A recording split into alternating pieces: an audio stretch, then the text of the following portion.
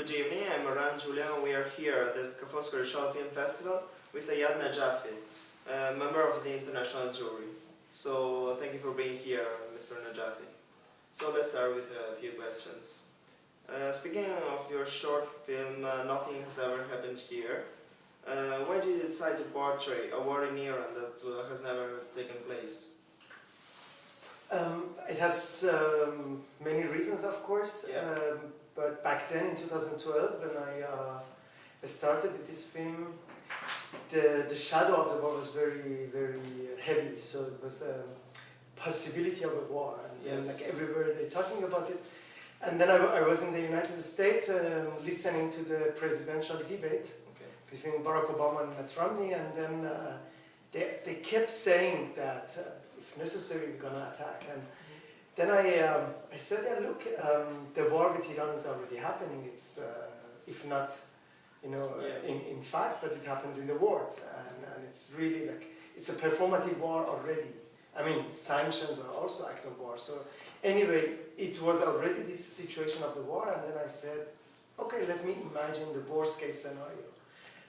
And then I used the nuclear war because it also has two reasons. I mean, the first reason is the whole idea was that probably Iran making a secret nuclear weapon, so we have to prevent that. Yeah. But then, on the other hand, and ironically, they said the only way we can get rid of those facilities is to nuke Iran, because they are built under the, underground. And so I came the idea to make it. So who is your main target of this film? The politician, or just everybody, or what? It's more than that. For me, is this military mentality that is basically lead the world, and we are not really talking about it. So we are talking about the lack of democracy in Iran, which is true. Yeah. We are talking the lack of human rights, which is also true.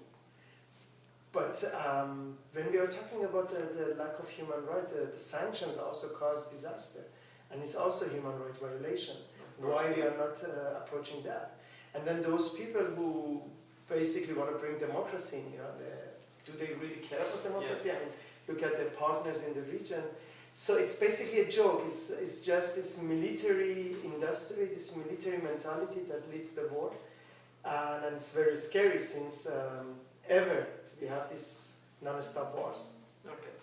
And while working as a film director, you kept your interest in theater. And can you please explain, of course, from your point of view, which are both the strengths and the weaknesses of cinema over the theater? So basically, I'm vice versa. I'm a theater director. I mean, I'm an educated theater director who was interested in cinema, basically. Okay. So it's. But yeah, at the moment I'm more active in cinema for many reasons. But I still see myself as an originally theater director. Okay. I think both of them have. There are two different languages. There are two different mediums. Of course, when it comes to storytelling and to performativity, we can find some common grounds. But in fact, there are two different love I have in my life. And in theater, we have this possibility of live action and live encounter with our audience, which is a gift that cinema would never reach. And then in cinema, we have this possibility to speak to a very huge range of audience worldwide. And I mean, theater can never compete with that. Yeah, okay. So in your film Football Undercover and No Land Song, there's a strong relationship with the revolution of 1979, yeah?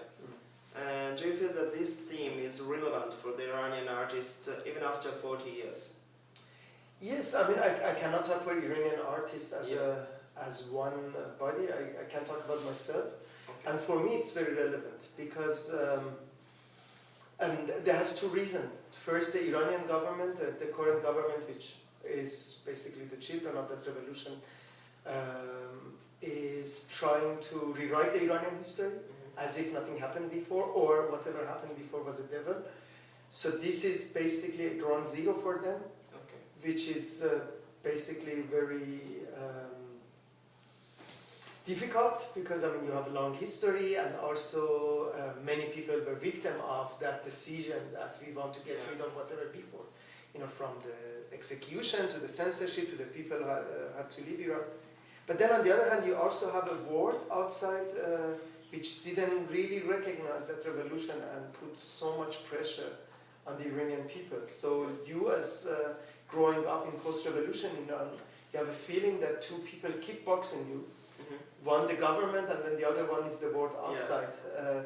So that's why this topic is so present for me in the everyday life. Okay, so I have one more question for you. So you have lived in Berlin for several years.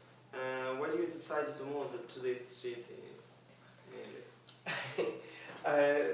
I don't know. I think Berlin as a city chose me rather than I chose it. Okay. So it was, but to be more practical, it was a time that I was looking for more international experience. Okay.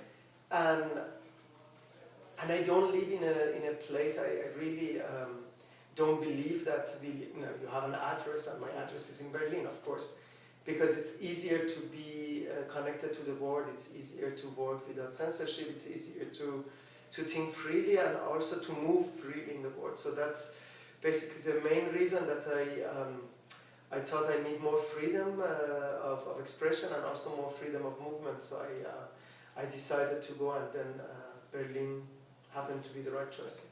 Can you please highlight the main differences between the European and the Iranian context in cinema? Again, a very difficult question, because we don't have one Iranian cinema, we don't have one European cinema. You know? Okay. So it is really is a matter of which Iranian cinema we are talking, which European cinema we are talking. You know, and I see cinema as a common language. It's like music. You know, it's like I basically don't. I can speak about the differences between Kiarostami and Roberto Benigni, for example. Yes. That's something I can do, but I don't consider Benigni Italian cinema or European cinema, and I don't consider Kiarostami Iranian cinema. I think they are two geniuses in two different contexts, and they managed to speak their own voices. So I don't put these categories, and I don't really know if I'm an Iranian filmmaker or a German filmmaker. You know, I think I try to be myself. Of course. Okay, so thank you for being with us, and that's it. Thank you.